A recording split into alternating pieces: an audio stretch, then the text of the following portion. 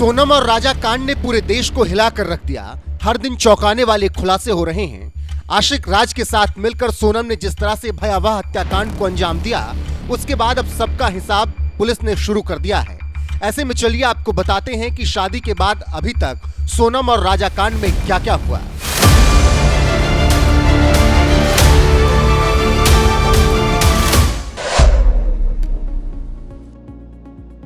11 मई इंदौर में राजा रघुवंशी और सोनम की शादी हुई। 20 मई कपल इंदौर से गुवाहाटी जाने के लिए तैयार हुआ।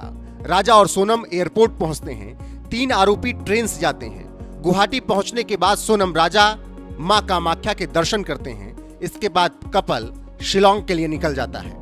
22 मई शिलोंग में कपल होटल लेता है।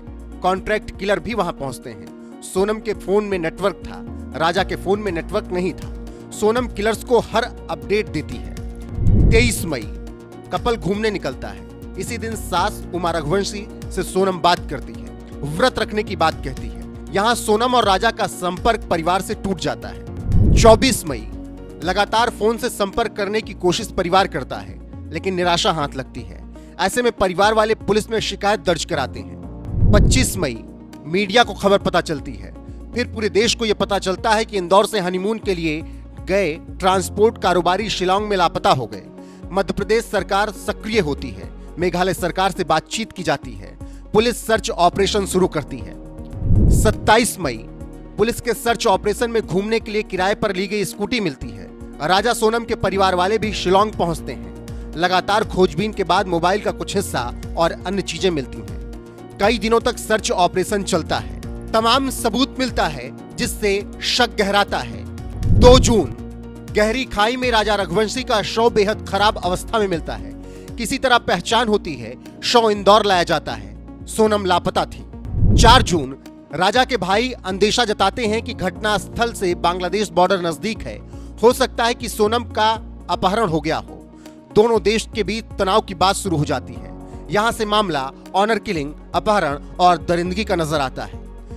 5 जून सोनम के लापता होने, राजा की हत्या पर सीबीआई जांच की मांग शुरू हो जाती है। सीएम मोहन यादव गृह मंत्री अमित शाह से बात करते हैं और सीबीआई जांच के लिए कहते हैं। पुलिस अपने सर्च ऑपरेशन में लगी रहती है। गाइड के बयान से अहम सुराग इसी दिन मिलता है, जिसमें वो सोनम और राजा के साथ 3 लोगों को और देखने की बात कहता है।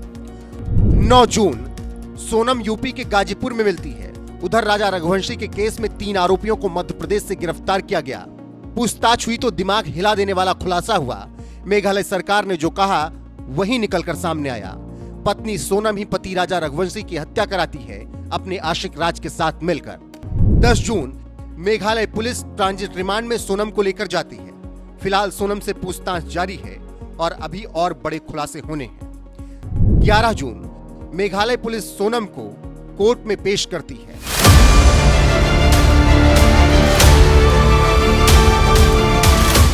शादी से लेकर कोर्ट की पेशी तक अभी तक क्या कुछ हुआ, ये हमने आपको विस्तार से बताया। चलिए आपको आगे बताते हैं कि इस बीच और क्या क्या हुआ। पति की हत्या कर सोनम इंदौर आती है। आशिक राज के साथ किराए के कमरे में रात बिताती है।